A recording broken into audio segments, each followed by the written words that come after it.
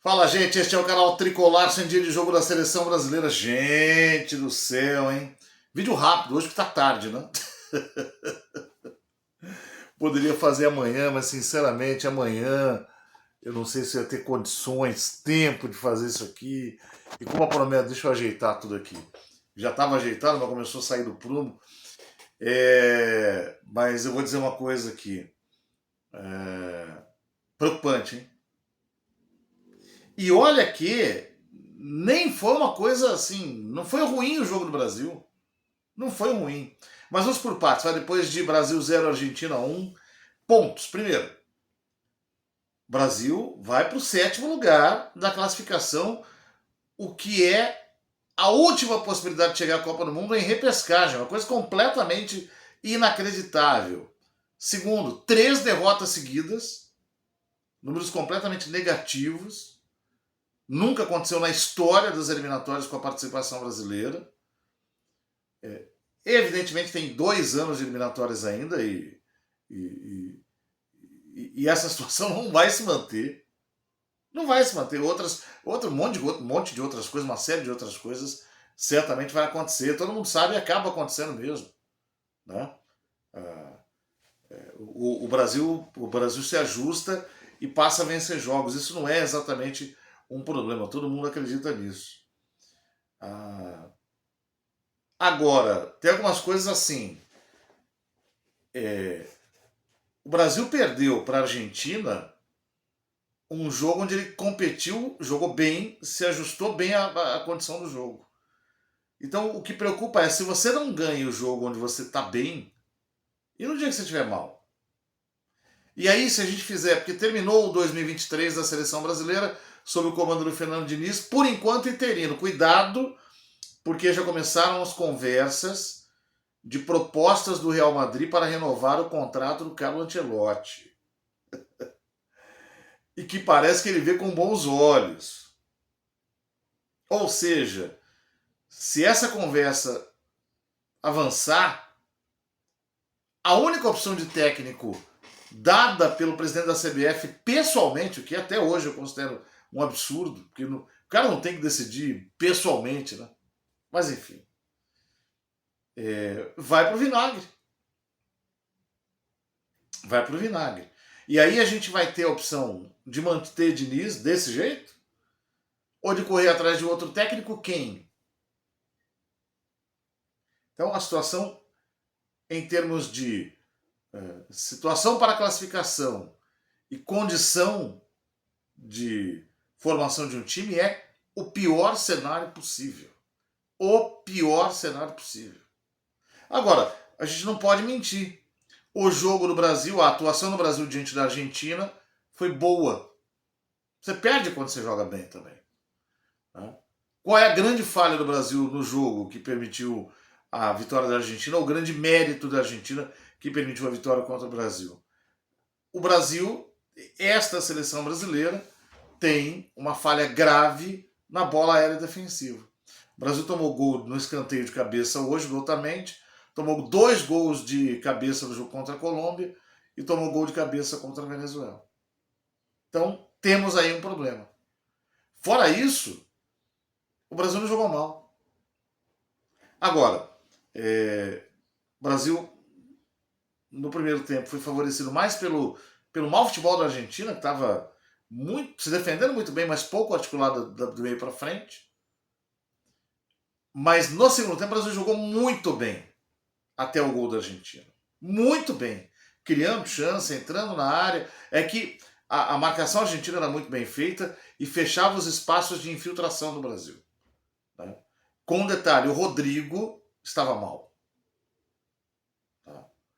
Então, o Brasil, além de não ter Neymar, Vinícius Júnior, Casemiro, porque tem gente metendo pau na seleção brasileira, esquecendo que esses caras não estavam jogando, né? E eles fazem diferença. Aí sobrou o Rodrigo. E o Rodrigo não jogou bem. A responsabilidade de talvez ser o principal jogador em campo não caiu bem para o Rodrigo. Bom,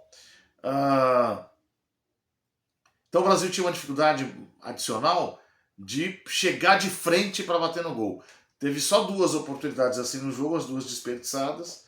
A principal delas foi no segundo tempo com o Martinelli, que era o melhor atacante do Brasil em campo, inclusive. Mas acontece, pode acontecer. Né? Calculou mal, bateu fraco na bola, não fez o gol.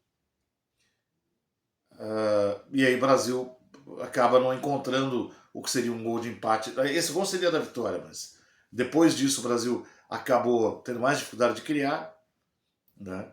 E não fez o gol de empate, e teve até um momento lá em que a Argentina podia ter feito o segundo. Agora, e ainda assim o Brasil continuou, em termos de volume de jogo, de presença em campo, melhor que a Argentina. Agora, tem algumas coisas que são ruins do ponto de vista da atuação do próprio Fernando Diniz. Por exemplo, acabei de dizer que o Martinelli aqui era o melhor atacante do Brasil em campo. O Rafinha também fez uma boa partida hoje. Muito presente.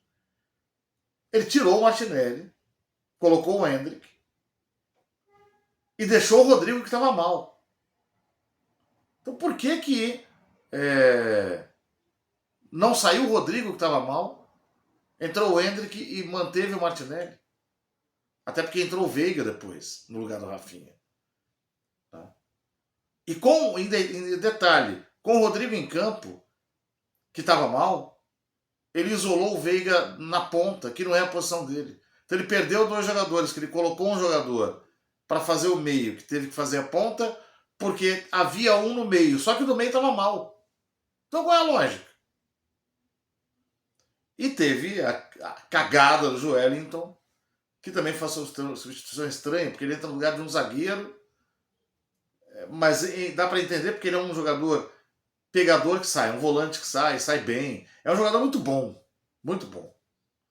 Agora, cagada porque, cara, você tá vendo que desde o começo do jogo, por algum motivo, os caras escolheram o Depou. Eu não vou nem me atrever a tentar adivinhar, porque pode sair besteira por aí. Depou é um jogador muito bom, mas precisa ver se esse cara não falou uma besteira para os caras em campo. Não estou defendendo ninguém, mas o fato é, os caras elegeram ele como alvo. Alguma coisa teve antes disso. Então ele apanhou o jogo inteiro desde o começo.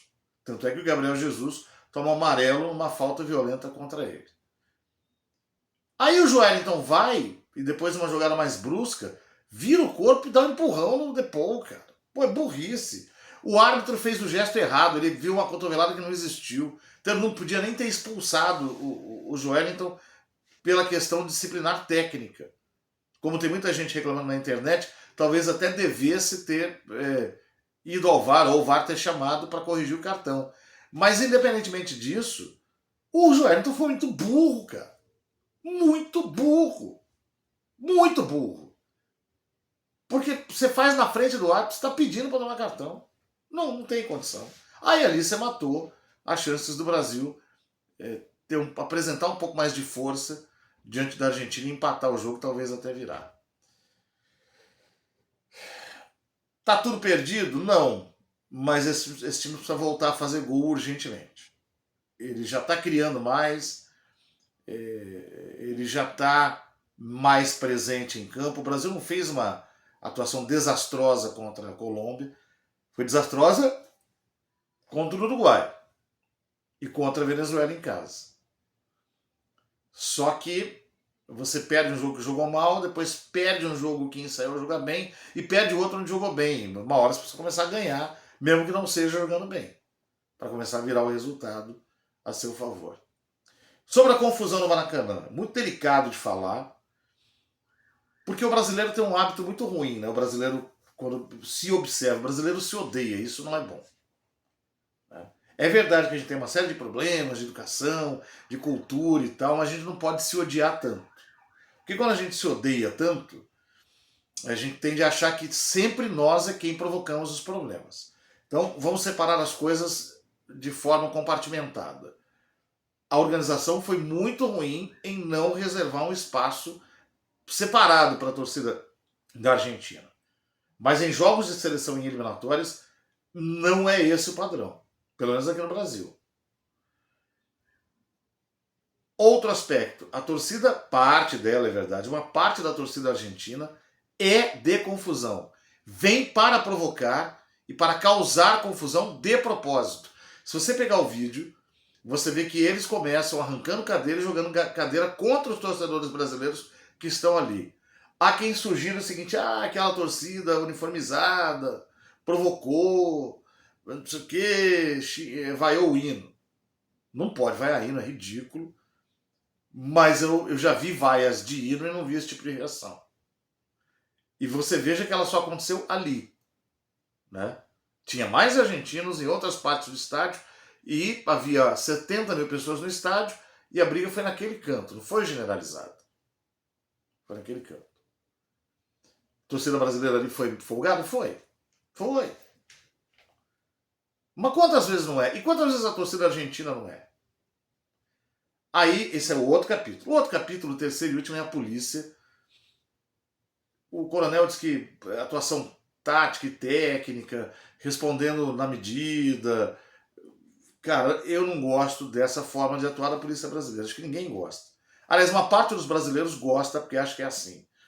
Que é na porrada. Não é na porrada. Não é na porrada. Há estratégias policiais onde você pode tentar fazer a contenção ali sem precisar bater nos caras. É evidente que vai bater, mas é que tem cenas ali, câmeras fechadas, isoladas, que mostram só a pancada de cacetete, cara. O cara tá parado ali, tá tomando borrachada. Pega muito mal. Pega muito mal. Pega muito mal porque, ao contrário do que brasileiros pensam, e uma parte dos brasileiros que adora isso, não é assim o padrão no mundo. Por isso bate, não bate em quem tá parado. Entendeu? Precisa ver o que os caras disseram, tá? Mas por isso que nos jornais argentinos os textos contra a polícia brasileira são pesadíssimos. Essa imagem negativa vai ficar. E aí eu convido todos a uma reflexão. Isso a gente viu e nos deixou mal, porque a gente estava vendo pela TV. E quando a gente não vê? Quando a gente não vê é todo dia. É todo dia que acontece isso. Só que aqui dentro, com pessoas daqui, em situações variadas. Não sempre quando essas pessoas cometem crimes. Às vezes numa abordagem policial, numa geral que se dá, coisa daquele nível. É bom? Não é, né? Então, a parte é essa aí. Agora, claro, eu vejo uma coisa menor do que aquilo que tentam pintar como uma tragédia. Não foi. Mas tem que organizar melhor. Até para não dar brecha para esse tipo de coisa acontecer. Valeu, gente. Amanhã tem jogo de São Paulo, estaremos aqui de volta. Valeu!